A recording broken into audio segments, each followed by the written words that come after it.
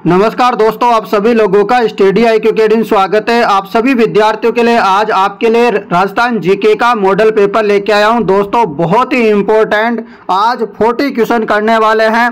बहुत ही इम्पोर्टेंट होगी ये क्लास, वेरी इम्पोर्टेंट होगी राजस्थान के लाखों विद्यार्थियों के लिए। दोस्तों आपको बता दें ये क्लास फ्री होगी, फ्री यूट्यूब क्लासेज होगी ये। आप सभी विद्यार्थी इस वीडियो को अंत तक देखना, क्लास बहुत ही इम्पोर्टेंट है। और आपको बता दूं क्लास में आपको 4th क्लास टेस्ट सीरीज के बारे में भी बताऊंगा क्लास के एंड में, तो क्लास के एंड तक जरूर देखना ताकि आपको टेस्ट सीरीज के बारे में जानकारी मिले, क्योंकि 31 मार्च ऑफर की लास्ट डेट है। ठीक है मित्रों, अब दोबारा ये ऑफर कभी भी नहीं आएगा इसके बाद। चलिए दोस्तों पहले क्लास को शुरू कर दिया जाए ताकि हम जो है अच्छे से पढ़ सके और हम जो है नौकरी लग सके, क्योंकि ये अंतिम मौका है, ऐसे समझ लीजिएगा। चलिए दोस्तों आज का पहला प्रश्न, रूपाजी तथा कृपाजी धाकड़ किसानों का संबंध किस किसान आंदोलन से है? आपको बताना है रूपाजी तथा कृपाजी धाकड़ किसानों का संबंध किस किसान आंदोलन से है। तो किस किसान आंदोलन से संबंधित है रूपाजी और कृपाजी?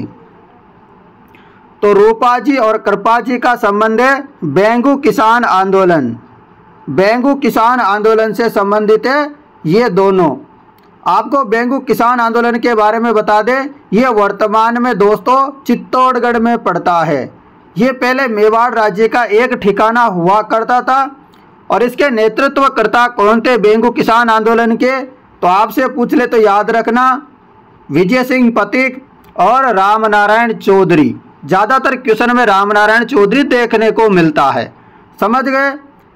आपसे पूछ ले ट्रेंच आयोग का संबंध किस किसान आंदोलन से है? तो वो बेंगू किसान आंदोलन से संबंधित है। गोविंदपुरा हत्याकांड किस किसान आंदोलन से संबंधित है? तो वो बेंगू किसान आंदोलन से ही संबंधित है।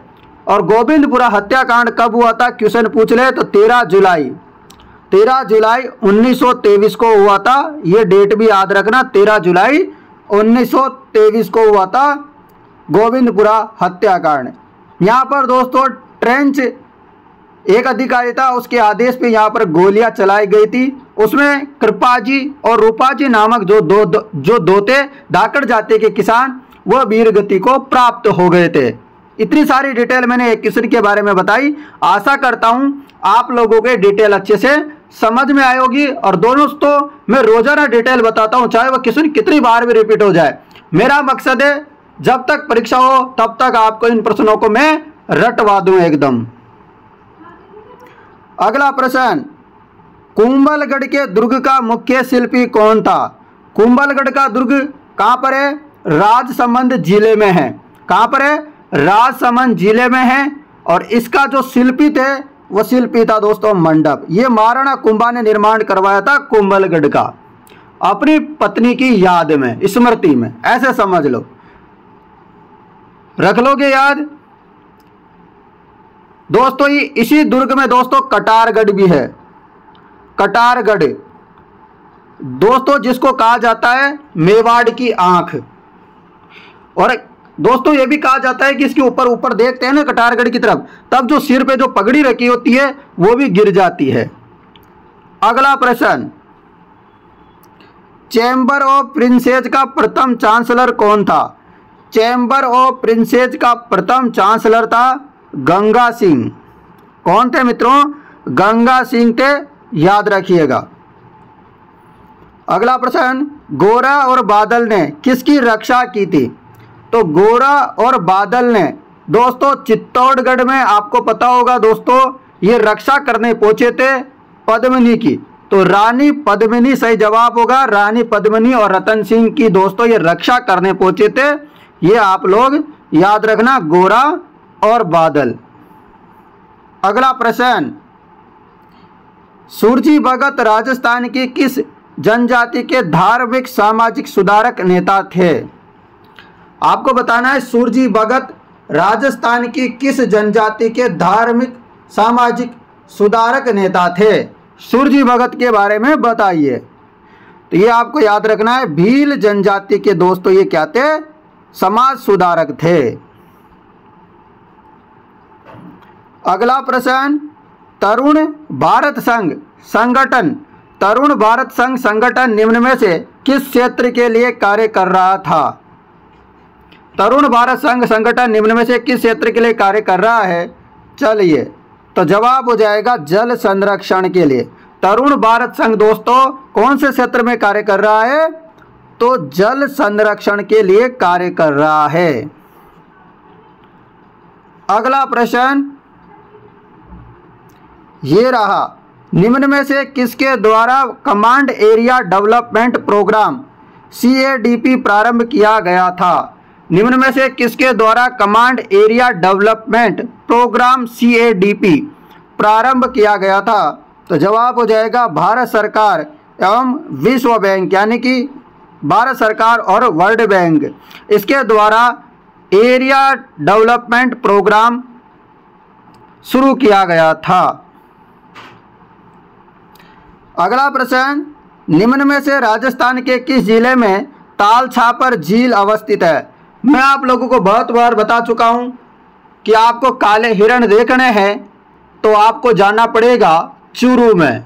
कहाँ जाना पड़ेगा? चूरू में। तो ताल छापर अभ्यारण्य कहाँ है?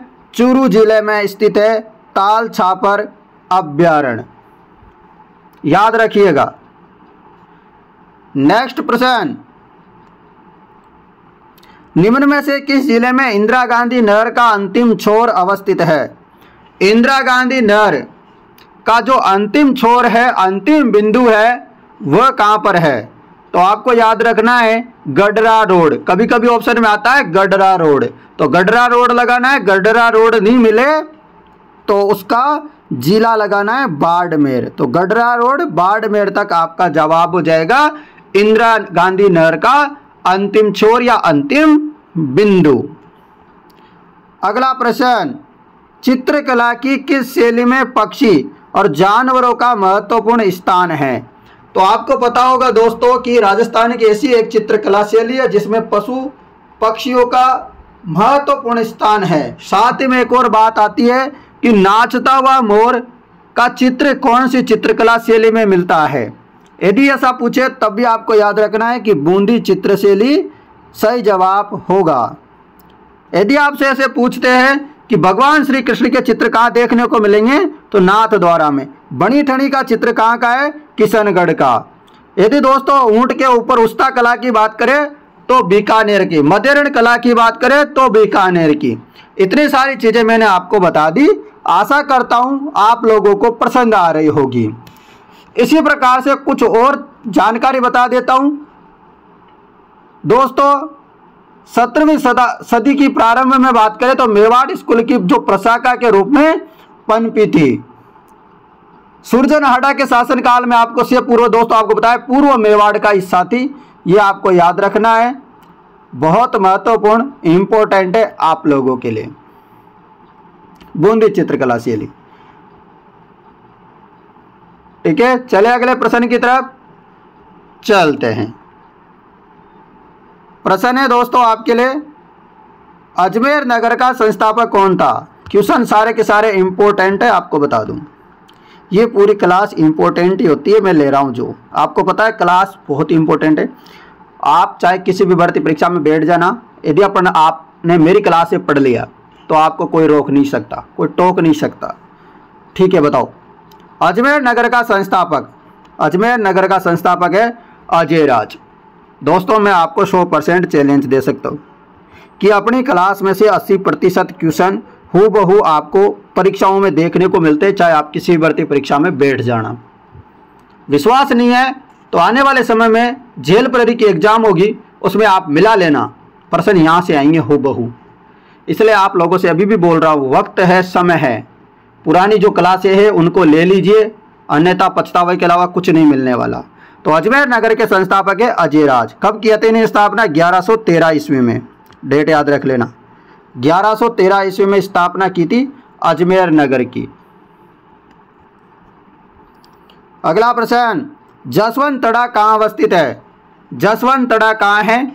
तो याद रखना है जसवंतड़ा दोस्तों जोधपुर में है। कहाँ पर है? जोधपुर में स्थित है जसवंतड़ा। अगला प्रश्न, 18वीं शताब्दी में राजस्थान में रेण, शाहपुरा, सिंहतल और खेड़ापा किस संप्रदाय के 4 प्रमुख केंद्र है? तो दोस्तों ये 4 प्रमुख केंद्र है, जिनमें से आपसे पूछ ले मेन क्या है, मुख्य क्या है, तो मुख्य है शाहपुरा। मुख्य पीठ कौन सी है? शाहपुरा है इस संप्रदाय की। तो ये संप्रदाय कौन सा है?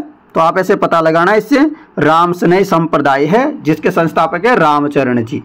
संत रामचरण जी क्या है? इसके संस्थापक है संत रामचरण जी, रामशनई संप्रदाय के। रख लोगे याद। 4 शाखा है, रेण, शाहपुरा, शीतल, खेड़ापा।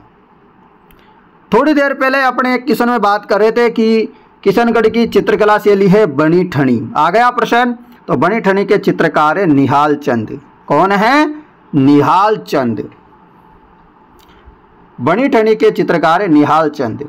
दोस्तों बहुत बार क्वेश्चन पूछा जाता है, ऐसा कौन सा चित्र कहाँ का है जहाँ पर उसकी नाक लंबी हो और आंखें, मतलब आंखें अलग अलग प्रकार से आती है। जैसे अभी मुझे याद नहीं आ रहा कि आंखें मतलब तीखी तीखी हो, इस प्रकार से मतलब बहुत सारी चीजें उसमें मिला जुला करके क्वेश्चन पूछा जाता है कि ये चित्र कहाँ का है। तो आपको याद रखना है ये किशनगढ़ का है, ऐसे याद रखना है।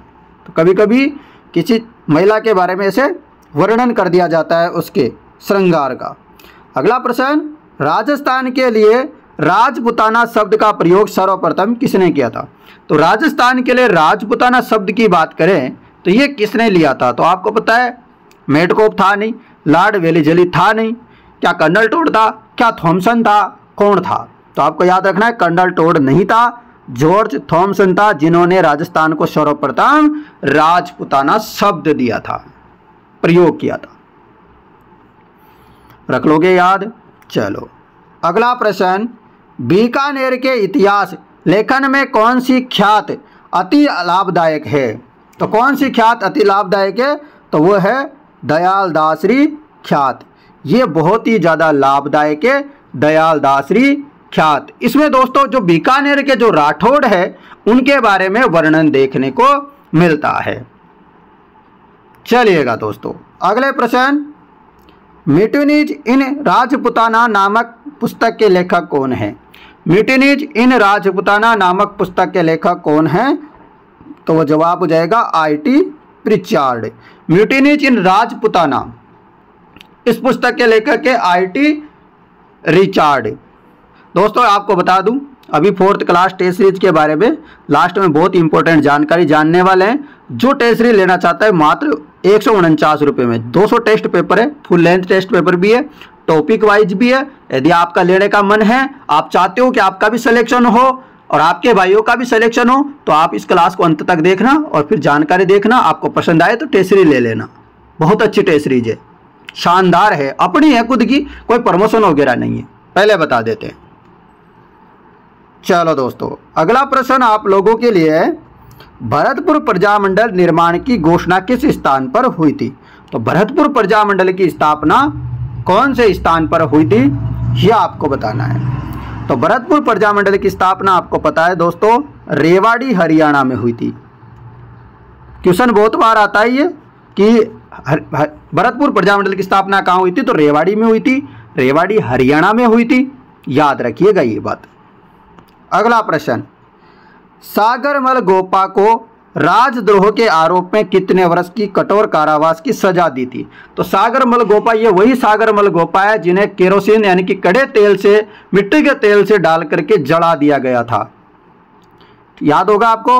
तो इनको 6 साल की कठोर कारावास की सजा मिली थी राजद्रोह पे, परंतु दोस्तों 6 साल नहीं होने से पहले ही इनके ऊपर मिट्टी का तेल डालकर जला दिया था। इन्होंने दोस्तों बहुत सारी अपनी पुस्तकें लिखी थी, जैसे जैसलमेर का गुंडा राज, इस प्रकार की इनके द्वारा पुस्तकें लिखी थी। याद रखना जैसलमेर की गुंडा राज पुस्तक किसकी है? तो सागरमल गोपा जी की है। अगला प्रश्न दोस्तों ये रहा अपना,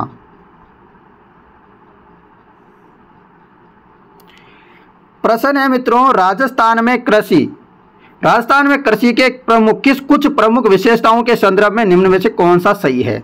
चलो बताओ। खाद्यान्न फसलों की प्रधानता, बिल्कुल सही है। मानसून तटस्थ कृषि, मानसून है क्या राजस्थान में? बिल्कुल भी नहीं है।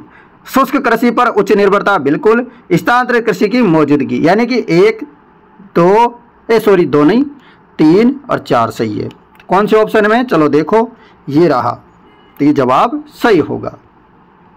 अगला प्रश्न आप लोगों के लिए लीजिए, निम्नलिखित में से कौन सा युग्म सही है? कौन सा युग्म जो सही है आपको पता है? सोम माही सही है ये दोस्तों, आपको पता है दोनों सहायक नदियां है। सोम माही की सहायक नदी है सोम। अगला प्रश्न, चंबल घाटी परियोजना पर निम्नलिखित में से मध्य प्रदेश में स्थित बांध है?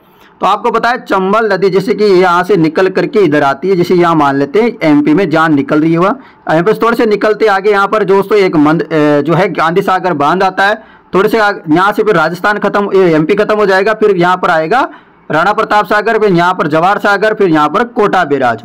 तो इस प्रकार दोस्तों ये 4 बांध बने हुए हैं। तो आपसे पूछा है यहाँ पर चंबल घाटी परियोजना में मध्य प्रदेश में कौन सा बांध है? तो मैंने आपको बताया गांधी सागर बांध है, तो गांधी सागर बांध है, याद रखना। क्वेश्चन ये भी आता है कि इनमें भी विद्युत का उत्पादन होता है, इनमें भी होता है, इनमें भी होता है, पर इसमें विद्युत का उत्पादन नहीं होता, तो क्वेश्चन कभी कभी बन जाता है, तो याद रखना। अगला प्रश्न, निम्न में से कौन सा जिप्सम उत्पादक क्षेत्र नहीं है? कौन सा उत्पादक जिप्सम उत्पादक क्षेत्र नहीं है? बताइए। जिप्सम उत्पादक क्षेत्र नहीं है देबारी, देबारी जिप्सम उत्पादक क्षेत्र नहीं है। कौन कौन सा है जिप्सम उत्पादक क्षेत्र? तो मैं कुछ नाम आपको बताऊंगा, थोड़ा ध्यान से सुनना। घोट मांगलोद, ठाकोरिया, भदवासी, ये नागौर में पड़ते हैं। घोट मांगलोद, ढाकोरिया, भदवासी नागौर में। उसके अलावा नापासर, जामसर बीकानेर में है ये। उसके अलावा उत्तरलाई, पीर की डाणी, ये बाड़मेर में। रख लोगे याद? चलो, परंतु देबारी तो आपको पता होगा दोस्तों, सीसा जस्ता, यहाँ क्या मिलता है? सीसा जस्ता मिलता है देबारी में। तो जबकि दाकोरिया, जामसर, हमीरवाली, इनमें जिप्सम मिलता है। अगला प्रश्न, मेवाड़ के किस महाराणा के शासनकाल में मेवाड़ महाराणाओं के साथ सती होने की अंतिम घटना का विवरण मिलता है? तो अंतिम सतीवती घटना का विवरण मिलता है सौरभ सिंह के शासनकाल में। किसके शासनकाल में? महाराणा सौरभ सिंह के शासनकाल में। अगला प्रश्न, राजस्थान में मीनाकारी की थेवा कला, राजस्थान में आपको पता है मीनाकारी की थेवा कला के लिए कौन सा स्थान प्रसिद्ध है? तो आपको अच्छे से पता होगा, प्रतापगढ़ का सोनी परिवार। प्रतापगढ़ का सोनी परिवार दोस्तों थेवा कला के लिए क्या है? प्रसिद्ध है। अगला प्रश्न, शोक शतक के लेखक कौन थे? शोक शतक के लेखक कौन थे? तो शोक शतक के लेखक थे बाला बख्श। कौन थे? शोक शतक के लेखक बाला बख्श। 226 प्रश्न हो गए। एक काम कर दो, लाइक कर दो और वीडियो को शेयर कर दो। भाई करो फटाफट काम, वीडियो को लाइक कर दो और शेयर कर दो, 2 काम कर दो कम से कम। आप सभी विद्यार्थियों से मेरा ये तो निवेदन है, कहीं भी कर दो शेयर, जहां पर भी आपके ग्रुप है, व्हाट्सएप स्टेटस है, फेसबुक है, जहां पर भी आपका मन चाहे वहां पर। अगला प्रश्न, गिलुंड सभ्यता के अवशेष किस युग के हैं? बताना है आपको। गिलुंड सभ्यता के अवशेष किस युग के हैं? तो गिलुंड सभ्यता के अवशेष है ताम्रप्रस्तर युग के। गिलुंड सभ्यता के अवशेष है ताम्रप्रस्तर युग के। अगला प्रश्न, 9 मंजिल के विशाल कीर्ति स्तंभ को राणा कुंभा ने अपने किस उपास्य देव को समर्पित किया? तो दोस्तों आपको पता है चित्तौड़ में दोस्तों ये 9 मंजिला क्या है? विजय स्तंभ है। 9 मंजिला विजय स्तंभ है, ठीक है। ये 9 मंजिला विजय स्तंभ है, ये किसको समर्पित है? तो भगवान कौन से को? बताओ फटाफट। भगवान विष्णु को समर्पित है। किसको समर्पित है? भगवान विष्णु को समर्पित है। याद रखना, 9 मंजिला विजय स्तंभ चित्तौड़गढ़ में। पाकिस्तान की सीमा रेखा को सर्वाधिक स्पर्श करने वाला राजस्थान का जिला कौन सा है? तो आपको बताया दोस्तों, पाकिस्तान की सीमा को सर्वाधिक स्पर्श करने वाला जिला है जैसलमेर, ठीक है, याद रख लोगे। अभी थोड़ी थोड़ी इनकी सीमा बदल गई, अभी ऑफिशियल डाटा नहीं आया है, इसलिए आपको इस चक्कर में नहीं पड़ना है, परंतु अभी तक भी सबसे ज़्यादा की बात करें तो वो जैसलमेरी है, इतनी बात याद रखना। अगला प्रश्न, लू शब्द किस प्रकार की हवाओं को स्पष्ट करता है? लू अब चलने वाली है भाई साहब लू। तो लू तो आपको पता है धूल भरी जो आंधियां होती है ना, धूल भरी व शुष्क हवाओं को चलना क्या बोलते हैं दोस्तों? लू बोलते हैं, लू, ठीक है। अगला प्रश्न है, काली मृदा पाई जाती है। काली मृदा पाई जाती है? दोस्तों सारे के सारे क्वेश्चन इंपॉर्टेंट है और आपको बता दूं काली मृदा हमारे हाड़ौती में पाई जाती है। कहाँ पाई जाती है? हाड़ौती में पाई जाती है काली मृदा। तो हाड़ौती में कौन कौन से जिले आते हैं? कोटा, बूंदी, बारां, झालावाड़। रख लोगे याद? हो गया याद या नहीं हुआ? बता दो दोस्तों। काली मृदा को दोस्तों रेगुर मृदा भी बोलते हैं और यहाँ पर दोस्तों कपास उपास की खेती बढ़िया तरीके से होती है, शानदार होती है। रख लेना याद। चलो अगला प्रश्न, राष्ट्रीय सरसों अनुसंधान केंद्र। मैं बहुत बार बता चुका हूं कि राष्ट्रीय सरसों अनुसंधान केंद्र आपके सेवर भरतपुर में है। कहां पर है? सेवर भरतपुर में है। दूसरी बात करें मसाला अनुसंधान केंद्र कहां पर है? केंद्रीय मसाला अनुसंधान केंद्र, राष्ट्रीय मसाला अनुसंधान केंद्र पूछे तो तबीजी अजमेर याद रखना। कौन सा? तबीजी अजमेर। मसाला वाले की बात करें तो यहां पर है। रख लोगे याद। चलो अगला प्रश्न है, राजस्थान में मुख्यमंत्री जल स्वावलंबन अभियान की शुरुआत किस सन में हुई थी? कौन सा सन में हुई थी? 2016 के महीने हुई थी। अगला प्रश्न, निम्न में से कौन सा सुमेलित नहीं है? इधर दे रखा है पशु और नस्ल, आपको बताना है। सुमेलित नहीं है तो आपको पता है गाय की नस्ल होती है राठी, सच्ची बात है ये तो। भैंस की नस्ल होती है मुर्रा, ये भी पता है आपको। भेड़ की नस्ल होती है मगरा, सही बात है क्या? बिल्कुल सही बात है, एकदम कोई गलती नहीं है सर, बिल्कुल। तो बात करें जखराना, तो जखराना जखरनी ऊंट की नहीं है। तो सर जखराना किसकी है? बता देता हूं आप लोगों को, जखराना बकरी की है। बकरी हमारी तरफ इसको क्या बोलते हैं? छेड़ी बोलते हैं। तो बकरी यानी कि छेड़ी की है, याद रख लेना, ठीक है। अंग्रेजी में बोले तो गोट। अपन को अंग्रेजी आती नहीं पर इसलिए तो मैडम पढ़ाती है आपको अंग्रेजी। तो मैडम की क्लास डेली लिया करो यार, है ना। शिकायत मिल रही थी आप लोगों की कि मैडम की क्लास नहीं लेते हो, और यदि आप रोजाना मैडम की क्लास नहीं लोगे तो फिर आपको क्लास बंद करनी पड़ेगी। तो फिर आप फिर बोलोगे सर क्लास क्लास क्लास। पहले तो क्लास करते थे, अब क्लास लेते नहीं हो, तो फिर देखो अपन से बुरा कोई नहीं होगा। तो क्लास डेली लिया करो मैडम की। और आज मेरे को ना मैडम की क्लास में 1000 लोगों का जो है व्यू चाहिए, 1000 लोग देखने चाहिए आज। शेयर करोगे ना मैडम की क्लास को, तो शेयर करो फटाफट। अगला प्रश्न, वर्ष 2019 में राजस्थान के निम्न में से कौन सी झील बड़ी तादाद में पक्षियों की मृत्यु को लेकर समाचारों में रही? तो जवाब हो जाएगा सांभर झील थी दोस्तों, जो समाचारों में रही थी उस समय की बात है। क्वेश्चन तो आ जाता है बाद में भी, उस समय की गई। अगला प्रश्न, भीड़ निम्न में से जिलों में पाया जाता है? भीड़, तो भीड़ कहां पाया जाता है? ये भीड़ पाया जाता है सीकर, जोधपुर और बीकानेर में। कहां पाया जाता है भीड़? सीकर, जोधपुर, बीकानेर में भीड़ पाया जाता है, ठीक है। अगला प्रश्न, राजस्थान में ग्रामीण गौरव पथ योजना का शुभारंभ किस वर्ष हुआ था? ग्रामीण गौरव पथ योजना का शुभारंभ हुआ था 2014-15 के महीने। अगला प्रश्न, ये रहा दोस्तों अपना प्यारा साग और क्यूट साग प्रश्न। दिख गया? दिखो कि नहीं दिखो? दिख गो। चलो तो मिलाओ फटाफट। सालर के वन कटा मिला है, बताओ। तो सालर के वन हो जाएंगे अलवर के मायने, और डाक के वन हो जाएंगे चित्तौड़गढ़ के मायने। सदाबहार वन कहाँ पर होंगे? सदाबहार वन हो जाएंगे सिरोही में। और शुष्क सागवान बात करें तो बांसवाड़ा में। इस प्रकार ऑप्शन नंबर अ सही होगा। फिर से ध्यान से सुनना, सालर के वन अलवर, डाक के वन चित्तौड़, सदाबहार वन सिरोही और शुष्क सागवान वन बांसवाड़ा। तो अच्छे से याद कर लेना, रट्टा मार लीजिएगा। अगला प्रश्न है, अगला प्रश्न ये रहा, असंगत युग्मों को छांटना है, जो गलत दिख जाए उसको छांट लो फटाफट। इधर दे रखा है वन्य जीव संरक्षित क्षेत्र, इधर दे रखो है झीलों। चलो बताओ फटाफट, चलो बताओ सुमेलित करके, जो गलत है वो बता दो मुझे बस। भीड़ आपको भी थोड़ी देर पहले बताया था झुंझुनू में। गुड्डा विष्णु आपको मैंने बताया था, विष्णु वाला कुछ भी मामला है जोधपुर चले जाना। जोड़बीड़ गड्ढे वाला बीकानेर, और गोंगे लाओ दोस्तों पाली में नहीं है। गोंगे लाओ कहाँ है बताओ फटाफट,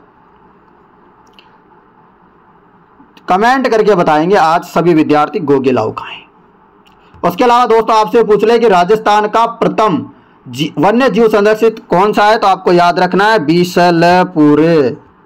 बिसलपुर टोंक। कब बना था सर? डेट सन भी बता दो। 2008 में तो ऐसे ही आप याद रख लेना। उसके अलावा आपसे पूछ ले जोड़ बीड़ कहाँ है, बीकानेर, सुंदा माता कहाँ है, भीनमाल, साकम्बरी पूछे तो सीकर झुंझुनू में बात करें, ठीक है। रोटू की बात करें तो नागौर में है, उमेदगंज पक्षी बिहार की कोटा में, भीड़ तो मैंने बताया है अभी आपको झुंझुनू में, जवाई पूछे तो पाली में है। रख लोगे याद इतना सारा, रख लोगे। कोई समस्या, कोई दिक्कत, कोई दुख, कोई दर्द तो बता दो कमेंट करके। दोस्तों आपको कोई भी समस्या वगैरह हो तो मुझे बता दिया करो, है ना। कोई सोचा मत, विचार मत किया करो। दोस्तों किसी को टेस्ट सीरीज लेने में कोई समस्या आए तो मुझे बताना। अभी टेस्ट सीरीज के बारे में पूरी जानकारी बताऊंगा, चिंता मत करो। अभी तो बस मोबाइल नंबर दे रहा हूं, तो मोबाइल नंबर लिखो आप सब और व्हाट्सएप मैसेज कर दिया करो 80 58 59 87 08। दोस्तों फिर से मोबाइल नंबर बता रहा हूं, ध्यान से सुन लो और इस नंबरों पे अपना नाम पता लिख करके मुझे भेज देना व्हाट्सएप मैसेज में, ताकि आप लोगों के नंबर सेव कर लूं और आप सब स्टेटस लगाओ तो मुझे भी दिख जाए और आप लोगों को भी दिख जाए मेरा कुछ स्टेटस इंपॉर्टेंट। तो ठीक है, ध्यान से सुनो 80 58 59 87 08। ठीक है, अब टेस्ट सीरीज के बारे में आपको सारी जानकारी बताता हूं, ध्यान से सुनना जरा। तो दोस्तों आपको जाना है प्ले स्टोर में। आपके मोबाइल में प्ले स्टोर तो होगी, आप जानते होंगे अच्छे से, तो बिल्कुल उसमें जाओ। उसमें जाने के बाद आपको सर्च करना है स्टडी IQ अकेडमी। ऐसा जो लोगो दिख रहा है ये सर्च करना है, वहां जाके स्टडी IQ अकेडमी जैसे सर्च करोगे आप ये दिख जाएगा इस प्रकार का। आप वहां जाके इसको क्या करना, डाउनलोड करना। डाउनलोड करने के बाद वहां लिखा आ जाएगा ओपन, तो ओपन करना है। इसको ओपन करोगे जैसे आपके सामने इस प्रकार आएगा, आपको क्या करना है, रजिस्टर पे क्लिक करना है। रजिस्टर पे क्लिक कर दोगे, उसके बाद यहाँ पर आपका नाम लिखना है, यहाँ मोबाइल नंबर, यहाँ ईमेल ID, यहाँ पर पासवर्ड, यहाँ पर अपना राज्य और यहाँ पर चेक बॉक्स में क्लिक कर देना और नीचे लिख रहा है रजिस्टर, इस पर क्लिक कर देना तो आपका हो जाएगा रजिस्टर।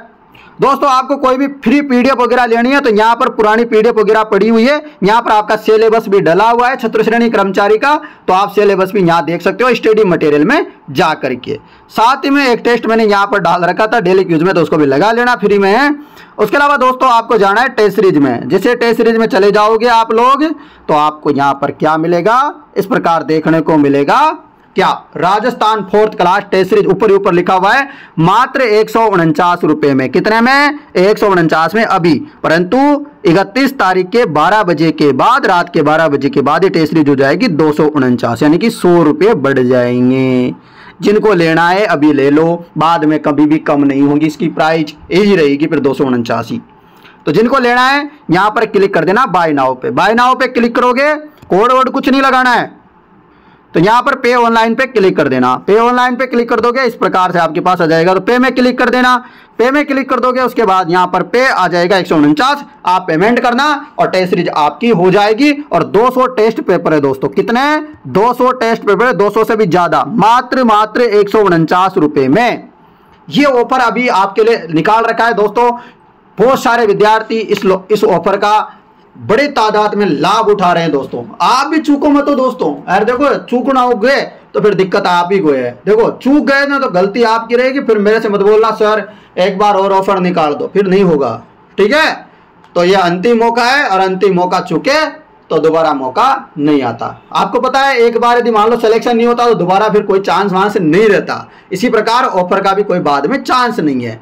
तो चलिए दोस्तों मैं मिलता हूं नई क्लास के साथ, कल आप लोगों से मुलाकात करेंगे। और कितने फॉर्म आए क्या है यदि ये रोजाना जानना हो आप लोगों को तो सुबह सुबह एक अपनी वीडियो देख लिया करो।